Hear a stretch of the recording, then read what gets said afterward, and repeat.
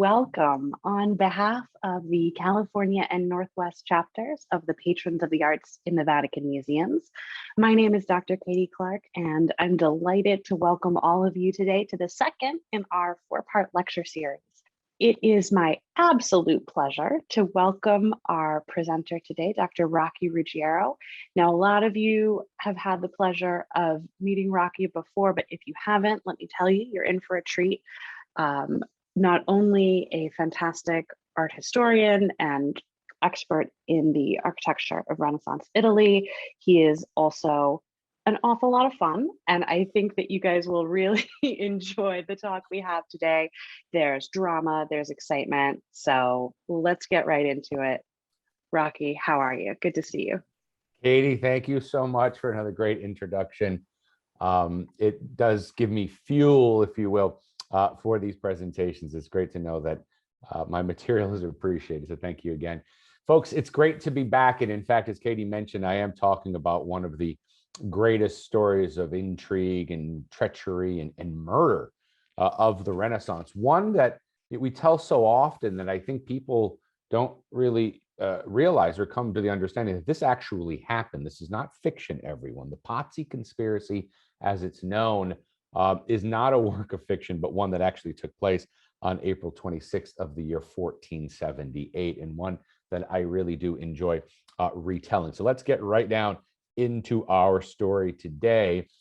And the setting of our story, of course, is the great cradle of the Renaissance, as it's often referred to, and that is the city of Florence, an image of which you see here from the year 1471. So this is Florence about 550 years ago. And perhaps the most amazing thing is that very little has changed about the city, perhaps with the exception of the destruction of the 13th century walls almost in their entirety, and of course the expansion of the city so that modern Florence actually reaches up to those hilltops that surround the valley itself. And of course, this whole series focusing on these families of the Della Rovere and of the Medici, which in this particular instance really do sort of meet head on in rather antagonistic fashion. And so we meet one of our protagonists. He's kind of passive in the story. His name is Piero, his nickname the Gouty, and his last name de Medici. He was the firstborn son of Cosimo, the elder de Medici, who in turn was the firstborn son of Giovanni di Bicci de Medici. These are the three sort of founders, if you will, of the Medici dynasty. And Piero, the man you see up on your screen, is perhaps best known today for being the father of the most celebrated of the Medici men, whose name was Lorenzo, and whose self-given nickname was Il Magnifico. All right. Lorenzo was essentially the kind of quintessential Renaissance man. You can see his sort of resume over there on the right-hand side. He was a prodigy. He took over the control, which of course was de facto at this time in the 15th century. The Medici were not the official rulers of Florence, but he took over after the premature death of his father at the ripe old age of 17. He was a poet. He was celebrated for his poetry. He was a warrior. He was a statesman. And of course, one of the great patrons of the Renaissance, to Botticelli, to Leonardo, and allegedly it was Lorenzo who actually took a 13-year-old Michelangelo into his household. In fact, Michelangelo, it is generally believed, spent a few years elbow to elbow with Lorenzo's sons, whose names were Giovanni and Piero. And you'll see, of course, that this will influence later on Michelangelo's own artistic career. Lorenzo was born in 1449, and 2 years later in 1451, his younger brother named Giuliano was born. Giuliano de Medici, who is usually described as being an all-around nice guy. He really was a bit of a, what is the word? Bon vivant. He just enjoyed life, supposedly celebrating, partying, as the expression goes. He was a very, very fit and athletic character as well, known for his prowess in jousts and things like this. And in fact, the odd thing about Giuliano is that the normal scenario in Renaissance Europe was that the firstborn son sort of took over the family. in whatever role that might have meant. It could have been a commercial, it could have been a political, could have been a hereditary one. And the second-born son usually entered into the priesthood. Yet there did not seem to be any clearly defined career path for Giuliano. Now, this is kind of odd because, again, a family as prominent as the Medici, one would imagine, would in fact have had a plan for him. So oftentimes when trying to make this history relevant to our own sort of modern world, and I make these associations, these analogies as they're called, for me, this Giuliano character is the sort of Fredo Corleone of the Medici family, if you get my drift. They could use him and use his charisma when necessary, but no real role at this particular point in time. And you can see, of course, that last bullet point there, killed in Florence Cathedral by priest assassins on April 26th, 1478. And in Florence that day will live in infamy forever. That was the day that the Pazzi conspiracy actually sprung. Now, what was the motivation for the assassination? And that was the ultimate objective of this conspiracy. Well, the motivation behind it was a small town. In fact, so small you don't see it indicated on this map. That letter A that you see is indicating the location of a city still today in Italy called Imola, I-M-O-L-A. And Imola, up until fairly recently, was best known for hosting Formula One races in Italy. And I say up until recently because they no longer take place there.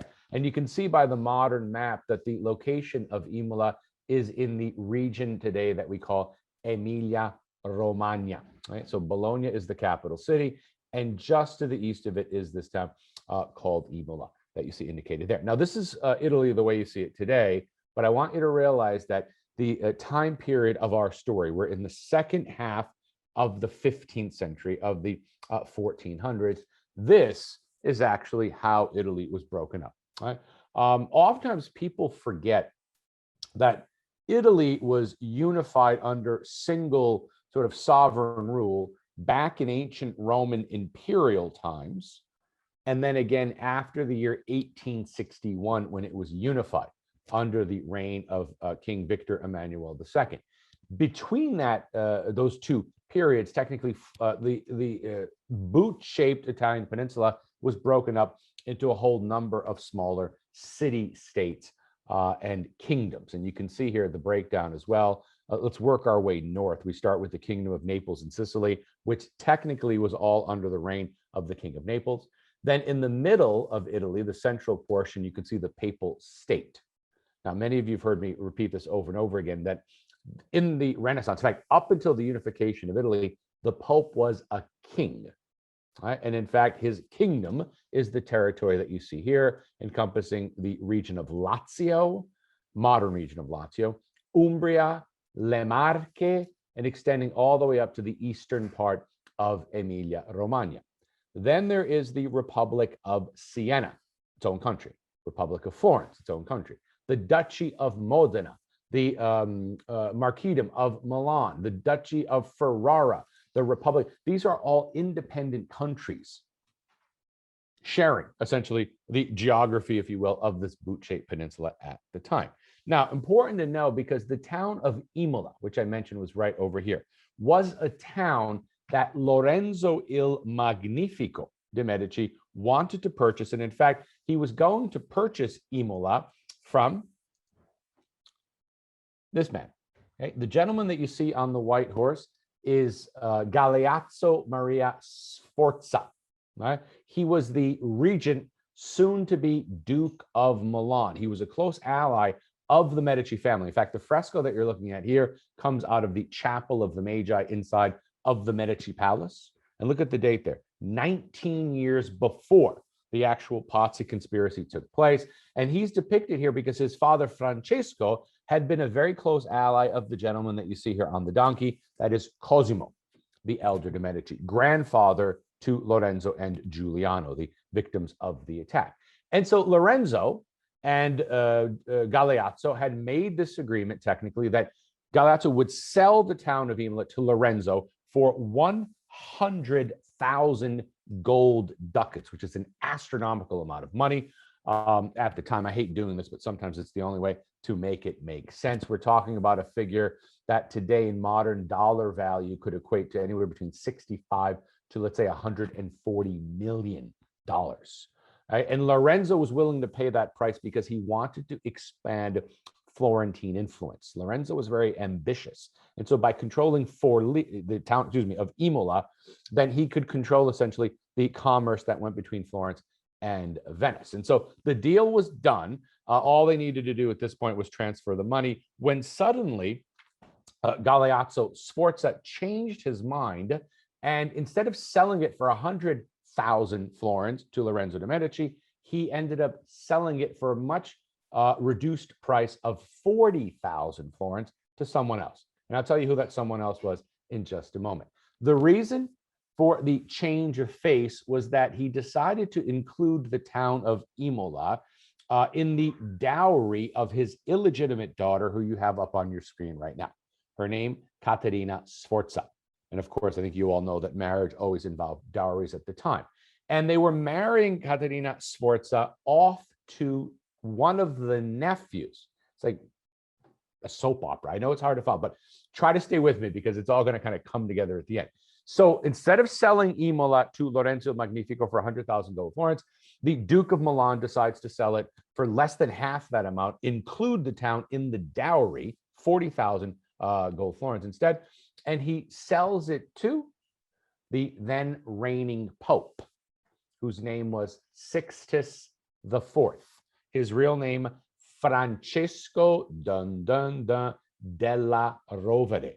Francesco della Rovere was a self-made man. He came from a very poor family in the region of Liguria and made his way all the way up to the role of supreme pontificate in the year 1471. In 1471, Francesco della Rovere, who, by the way, was a Franciscan, became Pope Sixtus IV. And the reason he was interested in buying this town of Imola was because Sixtus IV was essentially the inventor of this tradition that we call nepotism. Because as soon as he became Pope, he immediately began this extraordinary campaign of setting up his, watch me carefully here, nephews, many of whom some people think may have been his illegitimate sons, in different roles. Whether it was elevating, the gentleman that you see directly in front of Pope Sixtus is Giuliano della Rovere, who was made cardinal within months of his uncle becoming Pope. And Giuliano della Rovere, as many of you know, went on to become Pope Julius II. He's the guy who paid Michelangelo to paint the Sistine ceiling, he paid Raphael to paint the walls of his apartments, et cetera, et cetera. So what Pope Sixtus IV wanted in this particular purchase was to set up another of his nephews, technically, by making him governor of this town of Imola and marrying him off to the illegitimate daughter of the Duke of Milan. This is the plan. Now, the gentleman that you see to the immediate right-hand side of Pope Sixtus IV, many of you are already familiar with. His name is Raffaello Riario, and the Riario were related to the Della Rovere family. And in fact, it was Raffaello Riario who commissioned the famous statue of Bacchus from a 21-year-old Michelangelo. And in fact, Riario's association with Michelangelo was probably via the Medici family. That's where the connection actually came from at the time.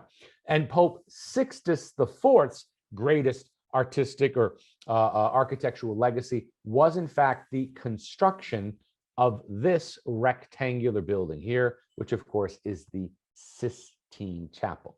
Now, next week, we'll be talking about the decoration of the Sistine Chapel previous to Michelangelo's intervention when he painted the ceiling.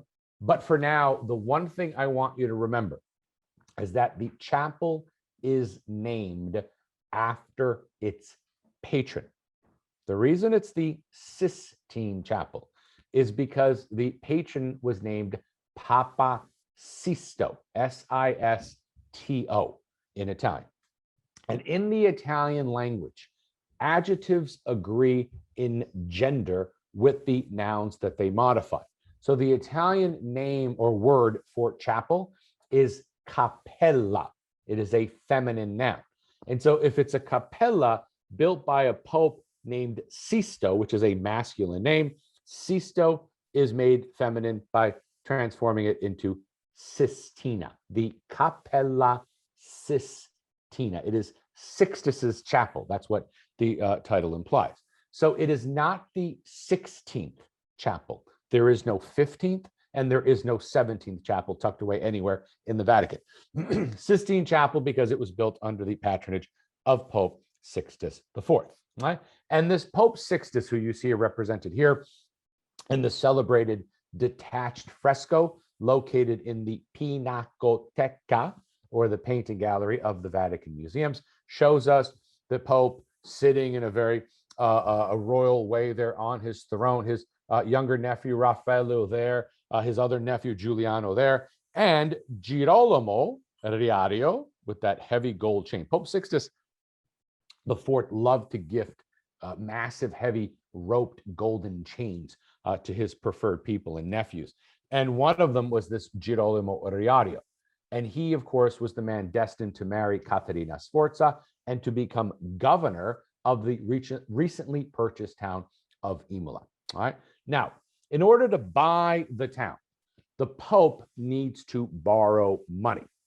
And up until the 1470s, the papal bank, let's say unofficial papal bankers had been the Medici. The Medici had made their fortune essentially being bankers to the popes, all the way going back to Martin V, the first single unified pope back in 1419. But because of this little rift that they're having now, that Sixtus IV had kind of outmaneuvered Lorenzo in taking over the town of Imola, the Medici will not lend Sixtus the money to purchase the town. So Sixtus approaches another Florentine banking family by the name of Pazzi, P-A-Z-Z-I. Now, the Pazzi family in 15th century Florence are the sort of eternal number twos. They're very wealthy. In fact, their assets were probably worth more than the Medici assets were at this time. But of course, the Medici were so well connected politically, and at this point, very much land-based as well. Now, the Pazzi were also related to the Medici. There was a Renato dei Pazzi who was married to a Medici woman. And the Pazzi had promised the Lorenzo that they would not get involved. They would not, under any circumstances, loan Pope Sixtus IV the money because, of course, of this affront that he had made against Lorenzo il Magnifico. And what you're looking at here is one of the few remaining coats of arms of the Pazzi family. I'll tell you why a little bit later on. And the Pazzi have left an important artistic legacy behind in Florence. Perhaps their best known is the Pazzi Chapel, which is the chapter house of the Franciscan convent of Santa Croce in Florence. You'll notice that I've indicated the architect is unknown, although for many, many years, it was believed that this was a masterpiece by the great Filippo Brunelleschi. I agree with a recent scholar who has de-attributed the structure. It is clearly Brunelleschian, but in my opinion, not by Filippo Brunelleschi. And this is one of the great buildings that they sponsored, as is their family palace. And I know many of you have probably walked right past this thing without noticing it. That tower that you see there in the distance is the tower of the Bargello Museum. All right. The street where that white car is parked right there is the end of Borgo degli Albizzi. The street that we're on is Via del Proconsolo. And the street right over here, see the street sign? I love this. You can go right. Well, if you go right, you're on Via del Corso. That leads directly into Piazza della Repubblica. So their palace is smack dab downtown. This is real prime real estate technically for the family. So the Pazzi said, look, yeah, we understand you're offended. You know, the Pope shouldn't have done this. And under no circumstances will we lend him the money to purchase the town of Imola. But the problem is at this point that Lorenzo can't buy it because it's promised to the Pope. And Lorenzo's very angry at what the Pope has done in thwarting his efforts to buy the town. So 1 year later in 1474, Pope Sixtus IV takes another jab at Lorenzo by assigning a new archbishop to the city of Pisa. And I said, well, what does Pisa have to do with anything? Well, technically at this time, Pisa was part of Florentine territory. So it was Lorenzo who should decide who the archbishop of the city should be. He'd have to get approval from the Pope, but the idea was it was kind of an exercise in power. If I control the city, then I'm the guy who essentially directly or indirectly assigns the archbishop. Sixtus just completely went over Lorenzo's head and assigned his own archbishop to the city instead. His name, Francesco Salviati. And Salviati is another very important name in Tuscany. And in order to kind of inflict some kind of revenge upon Pope Sixtus IV for the fact that A, he's taken Imola from underneath Lorenzo, and B, that he's tried to go over Lorenzo's head by assigning an archbishop to the city of Pisa without asking for any kind of approval or what have you. Lorenzo refuses to allow this new archbishop into the city. So this is a direct challenge now against Pope Sixtus IV by saying, we won't let your archbishop into the city. Now, the interesting thing is that Lorenzo's taken two very heavy blows, Imola and the archbishopric of Pisa. Pope Sixtus just won in that Lorenzo won't let the archbishop in. But this is what ignites the entire conspiracy at this point. Because despite what the Pazzi family had said, ultimately they do fund Pope Sixtus's purchase of the town of Imola. And because they do, because they actually lend him the money that he needs, the Pope decides to make the Pazzi Bank the official banking family of the papacy. So they've knocked the Medici out at this point. They've taken over. So you'd think at this point things would be okay. The Pope has the city of Imola. The Pazzi have come in, start bankrolling everything he does and makes extraordinary amounts of money. The only open question, of course, is the archbishopric of Pisa. But what happens at this point is that essentially people start whispering behind closed doors. And this is really the beginning of the conspiracy. Girolamo Riario, the guy right there, the Archbishop of Pisa, who's just really ticked off that he can't go to work because he can't go into Pisa itself, and Francesco de' Pazzi, who may have seen a way to supersede, to go over the Medici family and essentially take over the city of Florence, put together a plan to, in fact, assassinate the Medici brothers, Lorenzo and Giuliano. They have to kill both of them, because if one of them survives, then that brother, of course, could try to enact revenge. So the idea is, if we're going to do this, we need to kill both of the brothers. But in order for them to, in fact, enact this assassination, they need the blessing of the Pope. Because remember, we have a papal nephew, we have an archbishop who's involved in the plot, and we have the Pope's personal banker, Francesco de' Pazzi. Right? So they confront the Pope. Now, after all was said and done and the dust settled, one of the assassins, he was the Count of Montesecco, who was tortured into confession. This is his official confession.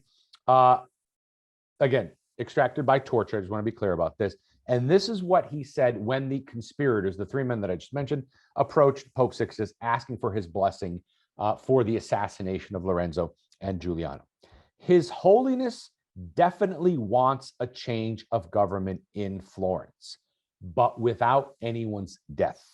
And when I told him in front of the Count and the Archbishop that these things cannot really be done without the death of Lorenzo and Giuliano, and perhaps others, His Holiness said to me, I want the death of no man, not for any reason.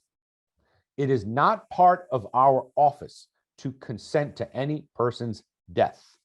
And though Lorenzo is a scoundrel and behaves badly with us, it's the papal we, popes refer to themselves second person plural, is a scoundrel with us, yet on no account would I wish to see him dead. But a change of government, this, yes. So he's just been told that there's no way to change the government unless people die. He says, I don't want him dead, but I want the government changed. Then the Count responded, we will do what we can to see that this doesn't happen, but if it should, that is, if someone dies, your Holiness will forgive those responsible. The Pope answered the Count and said, you're an animal. I tell you, I want no man dead, but I do want a change of government, right? In other words, it's this typical kind of passive aggressive way of saying, I want no one to die, but I want the government overturned. And the only way to do that, of course, is to kill. So that was the Pope's blessing, saying, I can't publicly condone a murder, but you do whatever you have to do to get rid of the Medici family. And the interesting thing is, not only was Pope Sixtus IV essentially giving his blessing with these other three conspirators, but about, 17 years ago, maybe? At 2004, an Italian historian discovers an important document. This is the Italian version of the book. It's called the Enigma Montefeltro. In English, it's called the Montefeltro Enigma. He's the author of this book, Marcello Simonetta, is a descendant of one of the regents of the Sforza in Milan. He discovers a letter and deciphers. It was written, it was encrypted, and it incriminates this guy in the Pazzi conspiracy as well. I mean, everyone wants a piece of this pie.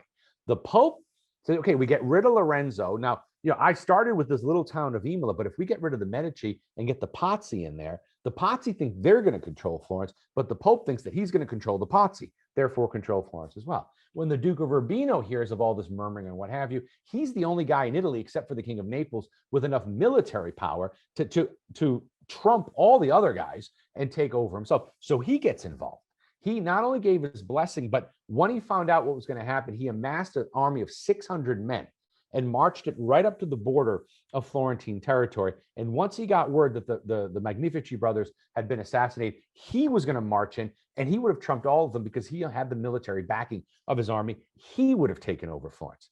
Everyone is getting involved in this particular case. Now, as I mentioned, the one thing that had to happen was that both brothers needed to die. And all of this conspiracy starts in about 1474. It goes on for about 3 or 4 years in terms of programming and planning and what have you. But the most difficult thing was actually getting Lorenzo and Giuliano in the same place at the same time. All right. Now, they acted much like the president and the vice president of the United States do today, because obviously if they're in the same place at the same time, both of them die. That is the end, technically, of the Medici family. But the fact that they were doing this, for me, is suggestive that Lorenzo may have known. In fact, I'm fairly certain that Lorenzo did have a clear idea that there was a conspiracy being plotted against him and his brother. Right? There's no way he could not have known. Not with the Pazzi involved, and it would have been happening directly under his nose. They have professional assassins, one of whom you just heard his confession. He's the guy telling us what the Pope had actually said about killing people or what have you. And then, after months and years, technically, of planning, and finally saying that we have to do this soon, because the longer we wait, the greater the likelihood that the plot will be discovered. It is April 26th. It is Sunday, April 26th of the year 1478. And both brothers, Lorenzo and Giuliano, are in town, and both of them are planning on attending High Mass in Florence Cathedral. And at this point, the conspirators say it's now or never. We're not going to get this opportunity again. And if we don't do it today, then this plan will never come together.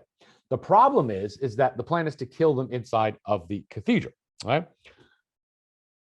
And the assassins refuse to do it because they say it's holy ground. We can't kill somebody inside of a church. So they withdrew. And then a couple of priests instead, who were very anti-Medician, decide to come forward and volunteer their services instead. Think about this. There's an archbishop involved. The Pope has given his blessing. And now the guys who are actually going to do the killing are priests, per se. Right? And so they're ready to go. Everything's put in place.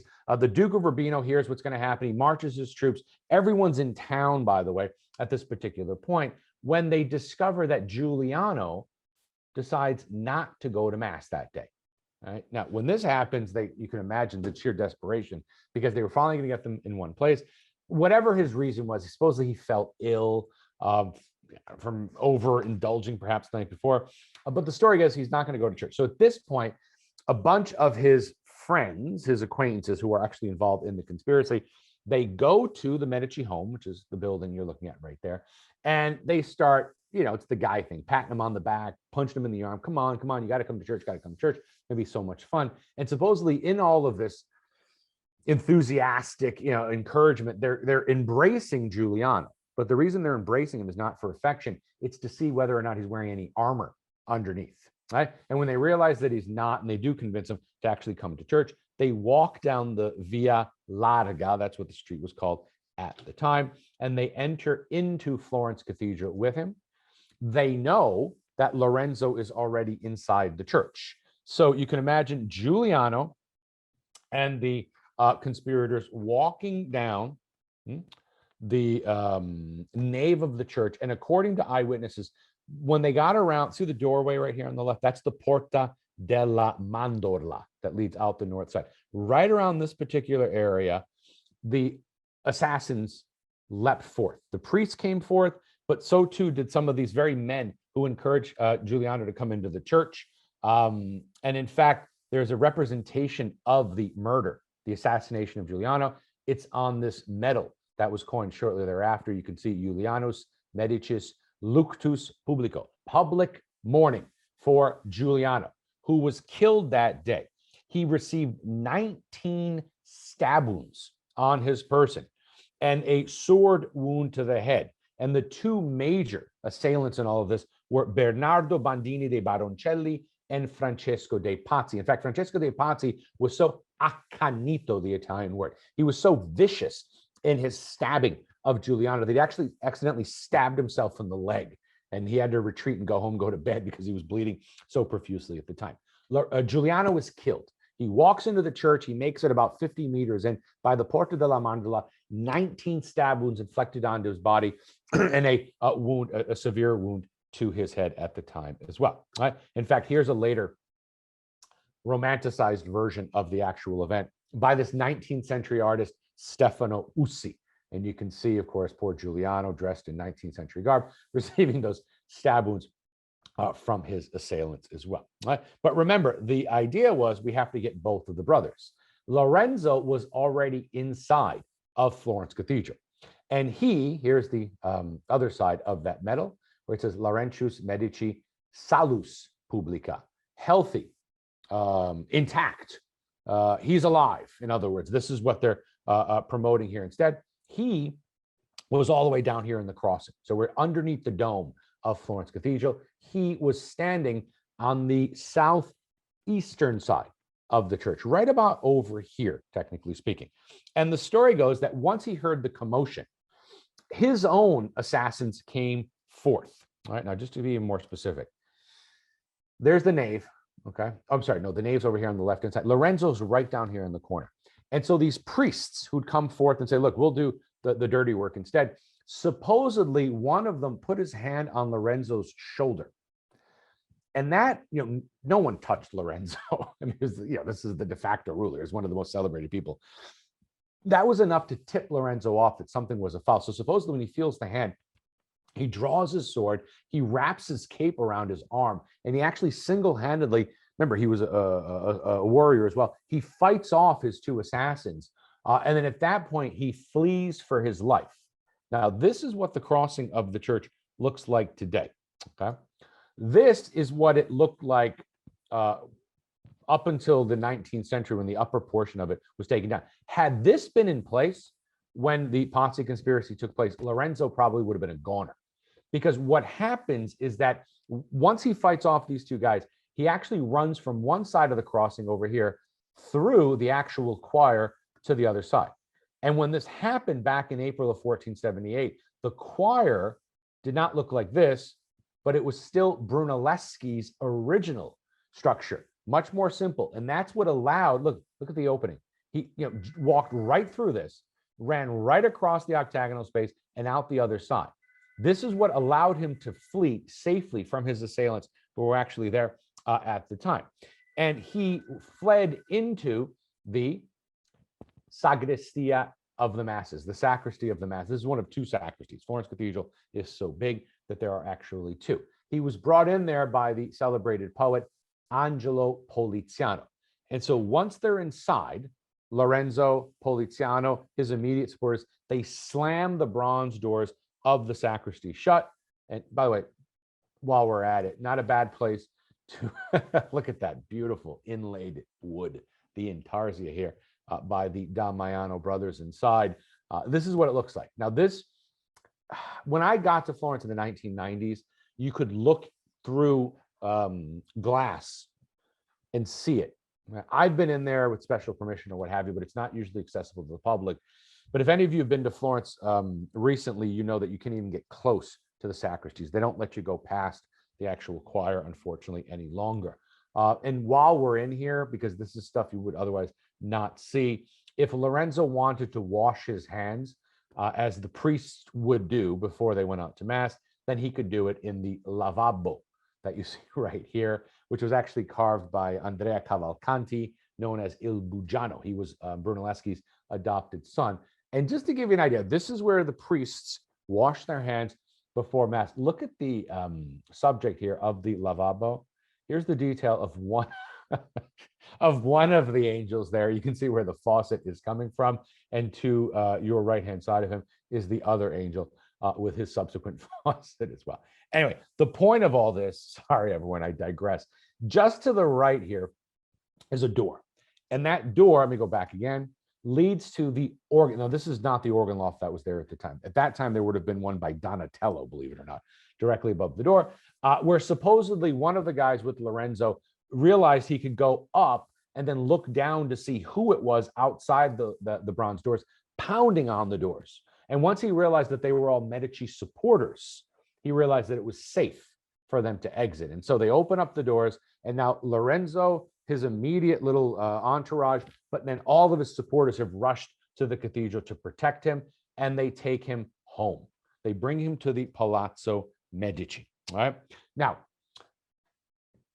he had serious wounds, but they weren't life-threatening. Right. So they clean him up. And what he was so astute in doing immediately was showing himself. Supposedly, he showed himself from the window. And once everyone saw that Lorenzo was still alive, this is the factor that's going to thwart the rest of the plan.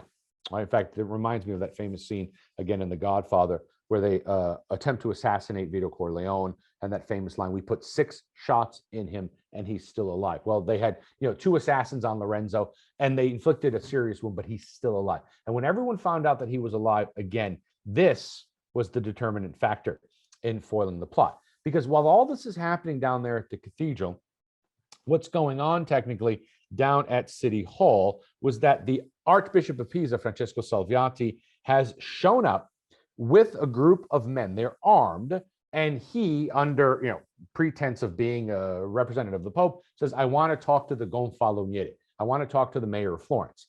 And the mayor of Florence, who was a supporter and close ally of the Medici, realizing something wasn't right about this guy just showing up saying, "I want to talk to you," has them locked into a room. Okay?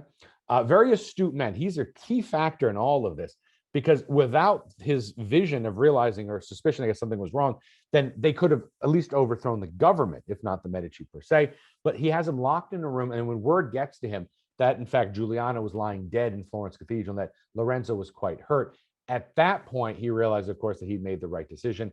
And this is when another factor, so Jacopo de' Pazzi at this point, another of the conspirators, is riding through the streets of Florence on horseback with 100 men behind him, and they're chanting "Libertas, libertas," freedom, freedom, because finally the Medici are dead. But when the people of Florence realize that Lorenzo's still alive, the Medici supporters start running through the streets yelling "Palle, palle," balls, because that is the coat of arms of the Medici family.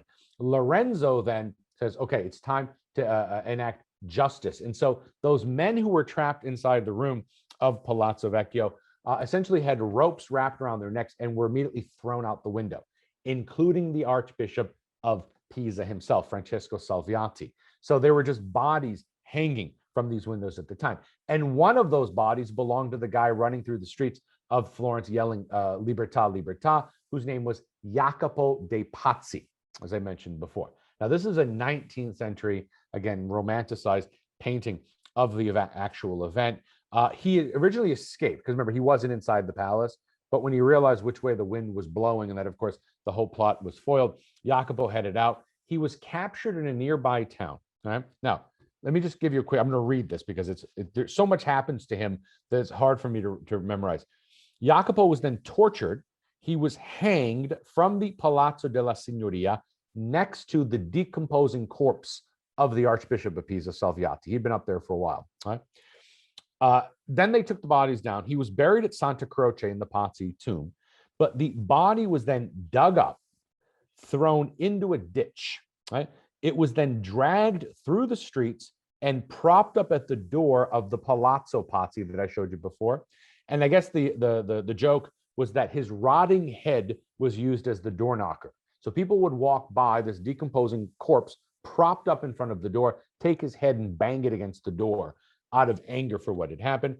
And then from there, it was eventually thrown into the river Arno, where children supposedly fished it out of the river. They hung it from a willow tree. They flogged it. They threw it back into the river. And that was the end of Jacopo de' Pazzi. This is anger that went on for quite a long time. All right. Now, just to give you some numbers here as well, between the actual attack on April 26th of 1478 and October 20th of the same year, so what is that, 5 months, 80 people were killed, 80, as revenge.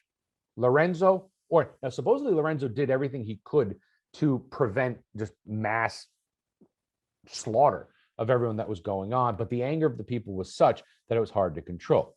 Francesco Pazzi, Salviati were hanged from the windows of Palazzo Vecchio, and the story goes that in his anger, the Archbishop of Pisa supposedly bit into Francesco de' Pazzi's shoulder. He actually died with his mouth clenched on to the other man as well.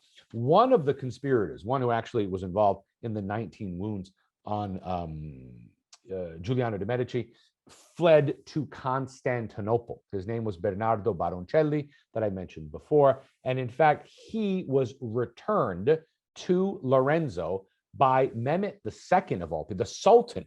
The Ottoman Sultan himself returned this conspirator, this assassin, to Lorenzo il Magnifico on the 29th of December, 1479. I mean, it's almost a full 2 years after the event took place.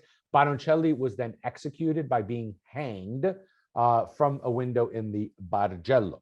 And this is the celebrated drawing by Leonardo da Vinci, which everyone uses to say how scientifically detached Leonardo was, because the words that you see here actually identify the clothing that he's wearing in the scene. Now, you can actually see the name Baroncelli written right there. But the reason he's writing down what he's wearing is because Leonardo was hoping that he would actually get the commission to paint the man, because all those people who were executed, their frescoes were painted on the outside of Palazzo Vecchio by people like Botticelli. And so, of course, Leonardo was just taking notes so he could remember exactly what this guy was wearing if one day, indeed, he would need to paint him at the time. The body of Giuliano de' Medici, the one assassinated in Florence Cathedral, was entombed inside of the old sacristy in San Lorenzo, where it remained until Michelangelo completed the new sacristy on the north side. And in fact, today his body rests in the tomb that you see there underneath the Medici Madonna scene. All right. Okay, so what happens? In the immediate aftermath of all this, now remember, if we're keeping score here, everyone, remember, Lorenzo has suffered now the loss of Imola, the being jumped over in the appointment of the Archbishop of Pisa, and now the loss of his brother, who was assassinated inside. You would think that he was the one who suffered most. Yet instead, Sixtus IV, because Lorenzo killed the Archbishop of Pisa, Sixtus is really angry now, and he imposes a papal interdict on the city of Florence because of the assassination of Salviati. So Mass cannot be celebrated, communion cannot be distributed instead. Then the Pope enlists the help of the King of Naples and the traditional army of the Pope to prepare an attack. They're going to conquer Florence, just full out war now because of the death of this one guy. So it's 3-1. Lorenzo's losing, he's had 3 major slights against him, the Pope only 1, yet it looks like Sixtus is the one who's been most offended or what have you. So the problem at this point is that Lorenzo is completely isolated. He can't rely on Milan because remember, the daughter of the Duke of Milan, Sforza, is married to the nephew of the Pope. And so he has to ally himself with the Pope. And Lorenzo essentially had to face himself with the dire prospects that he was going to lose the city. So what could he possibly do? And this is really one of the most celebrated stories of the Renaissance. Lorenzo, in this daring diplomatic mission, sneaks out of Florence in the middle of the night, goes to Pisa, where he sets sail for Naples. And he shows up to Naples with a lot of money and a ton of charisma, spends, I can't remember how long he was there, for a few weeks, the whole time just trying to charm literally the pants off the King of Naples, Ferdinand I, to essentially convince him not to attack the city, and is successful in doing so. It's this incredibly daring, stealing out in the middle of the night, going down there, and was able to then convince the King of Naples to step down. The king, in turn, convincing Pope Sixtus IV to step down as well. So war is avoided at this particular point in time. Lorenzo returns to Florence, and essentially what it does is it convinces the supporters of the Medici that the idea of a greater concentration of power in the hands of fewer people was not a bad idea, because at this point it would allow this kind of situation, or prevent this kind of situation from repeating itself as well. And it emboldened the Medici now, because obviously they're martyrs. Giuliano was a martyr. And this idea that somehow Lorenzo knew that the plot was going to unfold as a means for him to sink his claws deeper into the political fabric of Florence at the time. The plot that could have changed history. Why? Because had Lorenzo been killed, then more than likely he would not have fathered Giovanni de' Medici, who in 1513 went on to become Pope Leo X, under whom something called the Protestant Reformation took place in 1517. Think about that. Think about the dominoes that would not have fallen had Lorenzo been killed that day. Right?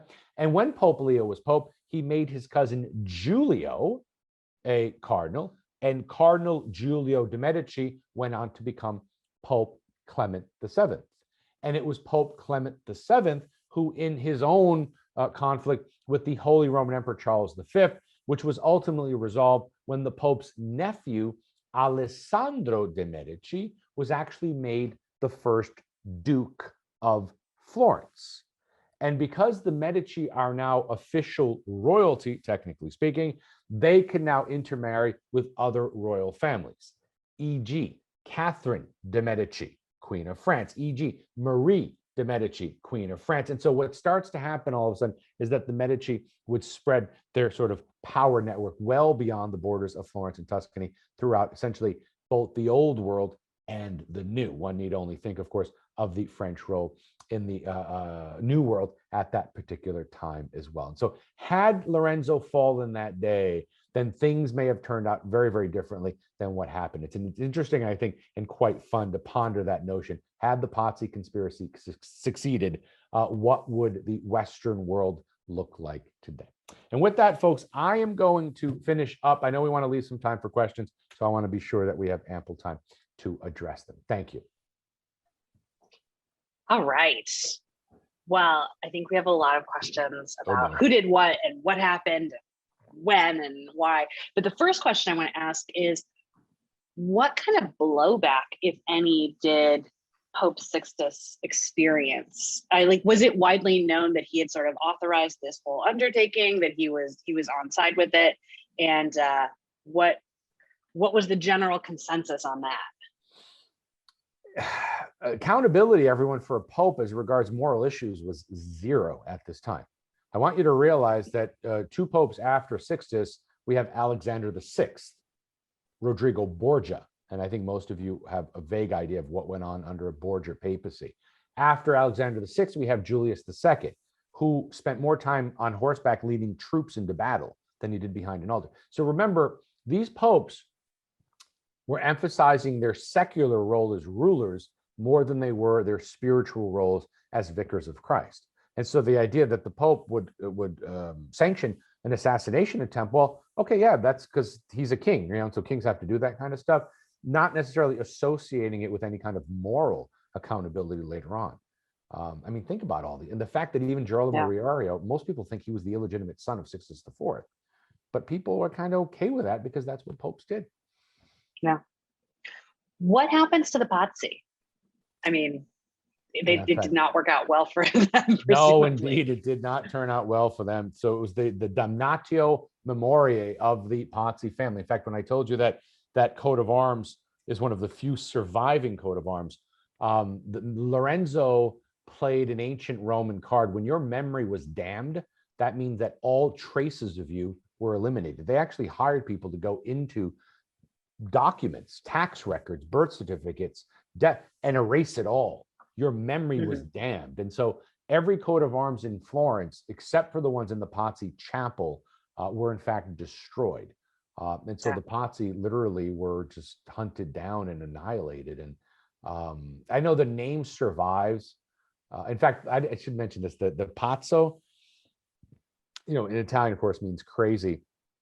And the reason is because in one of the Crusades, one of the first men to actually scale the walls into Jerusalem single-handedly was a member of the Pazzi family, and everyone thought he was crazy. So that's where that term Pazzo actually comes from, believe it or not. That's fact. But yeah, they were essentially just erased from the pages of history. Wow. Well, you've anticipated one of the questions, which was indeed, is there a relationship between those two words? So we love that. What else do we know about how Lorenzo made things happen in Naples? How did he convince Ferdinand to stand down? Was it money? Was it diplomatic ties? Like what was the leverage? It was the fact that he had already known King Ferdinand. He had met him. He'd gone when he was just a teenager. He'd gone to Naples and spent considerable time there. So they were good. I don't want to say good friends per se, but there was a kind of an emotional tie between the two of them, perhaps nostalgic tie. And a lot of it had to do with money. I mean, most of it was just your money that he didn't necessarily have. But Lorenzo's a really brilliant guy. And I say this all the time. He really was the game changer, not from a political perspective, but even the fact that his son Giovanni was made Pope. The reason that happened is because he married a Roman woman, Claudicia Orsini. Orsini is a very important name in Rome, and it was her family's political connections in the Curia, in the papal Curia, that would allow the support necessary for someone from your family becoming Pope. So I think it's a lot of money. And I think also Lorenzo perhaps giving Ferdinand some insight into what his future plans were, and the fact that he was essentially moving, because that's really the fallback about the papacy, everyone, is that it was an electoral system. It's not a hereditary one. So that I think Lorenzo may have said, look, if one of mine becomes Pope, then there's a lot in it for you. Sixtus is a short-term, immediate success story for you, but I'm thinking more long-term. And I think that personally, this is not, I can't guarantee this, but I think that Ferdinand just thought he was betting on the winning horse, if you will, by siding with Lorenzo. Turning to a restoration question. So one of our attendees wanted to know if you could talk a little bit about the recent cleaning of Medici Chapel that happened during COVID, this sort of bacteria kind of crazy restoration process. No, it's funny because everyone's, oh my God, let the bugs loose, I believe was the right, exactly. But they're not bugs, it's bacteria. I'm not sure where the bugs came from. Believe it or not, everyone, I remember years ago when I first started looking into restoration, and I discovered that saliva actually contains enzymes which are very effective in the cleaning of white marble as well. And so I remember asking the restorer, "Are you guys spitting on the statues?" And she just looked at me like I was some kind of fool, saying, "No, we synthetically produce it or what have you." But yeah, absolutely. I mean, all that grime that's just eaten away by the bacteria. And if I remember correctly, the person who's in charge of it is from the University of Naples. And they had applied, again, I don't remember the exact details right now, but they had applied the same process to something else. And then it was just, well, if it worked for this, then shouldn't it work also for statues? And so they tried, from what I understand. I've not seen the results. I haven't been back to Florence. I'll probably see them in July when I'm there. But from what I understand, the results were beyond expectations. Yeah, it seems like the issue also was that for Alessandro was maybe not put in to the chapel quite correctly, and he they didn't remove all the organic organs, and so that I guess caused I mean, it's really gross actually. It's totally gross, but yeah, it's really an interesting restoration, but yeah, it's really gross. If you read the details, they technically have to remove all of the organs, obviously, before they inhumate the body, and I guess they didn't do that properly. Alessandro was despised, everyone. I mean, if you ever want to read by the way, before I forget, Katie, if you don't mind, please. You want to read up on the Pazzi conspiracy? I don't know how well you can see it. The name of the book is April, like the month, and Blood.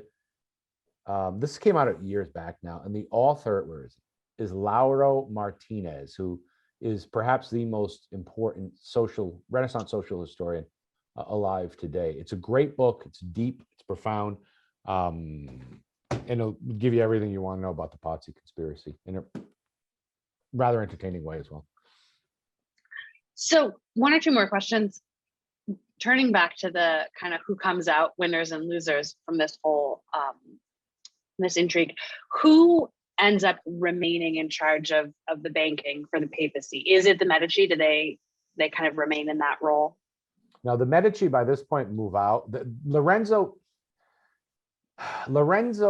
you could almost see the family gradually gentrifying itself, in the sense that once you accumulate so much wealth, the idea is that you don't want to get your hands dirty anymore. And the irony is that it was the Republic of Florence that kind of made the Medici family, yet the Medici family would kind of do an about face against these mercantile traditions. And so Lorenzo moved more and more of the family's assets out of liquid investments and into land. And they weren't aristocratic in title, but they were de facto aristocrats because they were acting like it. Most of their money was tied up in land all around Florence. No, what actually happens is that a lot of Sienese bankers then move in. In fact, the Chigi family, Agostino Chigi, ends up becoming banker to Pope Alexander VI, and then banker to Julius II, and he becomes the other Magnifico as well. There are two Magnifici. There's Lorenzo Magnifico and there's Agostino Magnifico Chigi later on. So the Medici pretty much just give up on banking entirely. Okay. And last question is less of a Medici question and more of a you question, which is can you tell us just very briefly how you became so interested in and passionate about the period we're talking about? Like, what got you interested in art history and the Renaissance? And can you tell us that in 2 minutes? Yeah, it's hard. But well, a lot of it just has to do with my own personal background. Growing up Italian, my parents are both Italian, and spending extensive periods of time in Italy, seeing a lot of the stuff, not knowing why it was important, then discovering that I actually began studying art history in high school, where I went to an all-boys Christian Brothers high school, and we were required to take a course in fine arts our last year.